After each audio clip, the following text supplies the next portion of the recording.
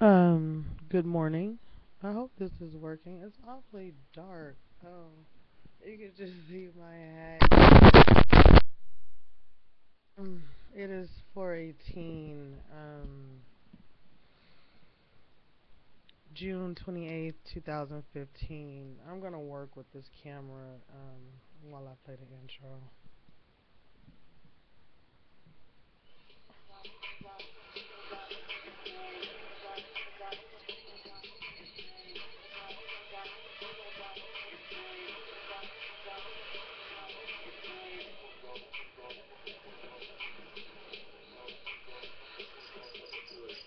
Oh my God, for real, help us.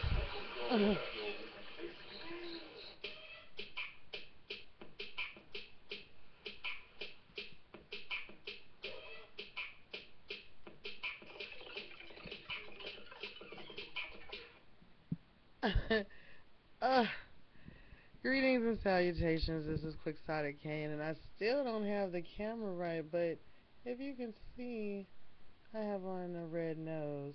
I think I'm gonna have to find out where I can get me a clown nose, because I don't know exactly what I'm gonna call this video, but it is gonna be some clowning. I guess on Facebook it was got my red nose on, straight clowning. That's what's going on today, 4/19/6/28/2015. That music again was created by my friend Robert Grissett Jr., who recently passed June 22nd. That is the one with the warning, and like I said, I think I'm going to start the shows with that because right now we are in a state of emergency. I don't know what's going on. Um, a little backstory on this one. I guess my red nose target.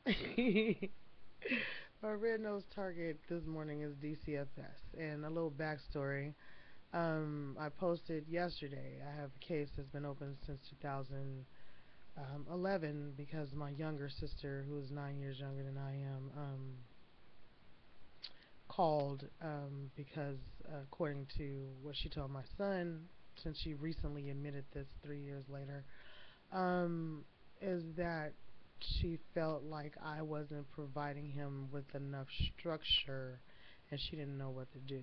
Now, mind you, she is developmentally challenged, and I'm using the politically correct word, but y'all do realize that imbecile and moron used to be clinical terms. But anyway, she basically wanted my child, and she thought he was getting an SSI check. And this is the third time that DCFS has been called on me, and I believe that um, she probably called all three times. I think around 2006, a call was made, and since I have a diagnosis, even though they weren't able to find anything to stick that time, they still stayed in my business for like at least 6 months. I want to say I'm probably underestimating all of this other agency involvement in my life, telling me that they know what's best for me and my child has made the past few years a blur. Um, I'm making this video because I'm not getting any assistance. I don't have my little notebook, and I don't feel like getting it, but I've gone through every level of the chain of command at DCFS over there at that 8300 South Vermont office. Um, and at one point, okay, like I'm saying that the social worker, her supervisor, um, in the audio I'm about to play, you should hear this the CSW or social worker say that she's been calling and her supervisor was there while she was calling, so she had proof that she had been calling. But then later, when the supervisor calls me, she's not abreast of the situation. So it seems like everybody's in cahoots. The social worker I went to, I believe the next level above that is ARA or something. Like I said, I'm not looking at my notes. And at this point in the game, their protocol, committing that to memory is not priority. Um, at one point, I'm contacting someone and they tell me, "Oh no, proper procedure is you fill out a complaint form." And this complaint form looked worse than something I would have put together in 6th grade, actually. And although there's a protocol for filing a complaint, apparently there is no protocol for responding because I still haven't received a response. Um, so, highest level of DCFS in the chain of command, not receiving any help. Um, since DCFS has gotten involved, now my son has legal issues, so there's a probation case. He has a bench warrant. The police have not been able to get him. They've come in my house pulling out 9 millimeters and Lord Jesus help us. He has a bench warrant. He's been eluding the police for like 3 months now. 15. We're about a mile away from the police station. He's walking past them every day, walking up to him, talking to him, walking away. They become keystone cops when it's something that they need to do around here. Not saying all the police, all of them ain't bad, but you know what? I didn't mean to even get into all of that. We're back to DCFS. I'm not getting any assistance. What did Martin Luther King say? Martin Luther King Jr. That riots are the language of the unheard. I'm not the type to riot, but I think I might just cause a ruckus with this video. I'm going to go ahead and play the audio. Oh, I did reach out to a DCFS liaison at my church. Her name is Ebony. I don't know her last name. And I'm telling her my story, and she seemed to get defensive. And when I told her I had made these recordings, because at this point in the game, after my son had been in juvenile from December, I want to say 10th, December something like that, December 3rd, December 10th, I don't get any information about what's going on until the day before his court date in January or something, because everybody's playing games with my life. The social worker is telling me talk to the probation officer. The probation officer is saying you have a DCFS case open, talk to the social worker.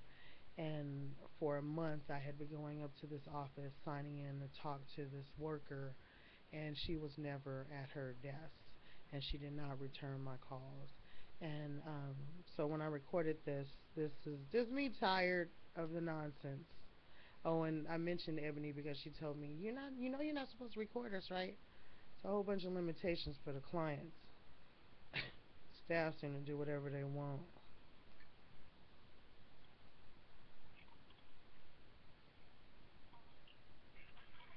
Oh, this volume on this. Oh, wait. Is there a speaker situation? Okay, let me start it again.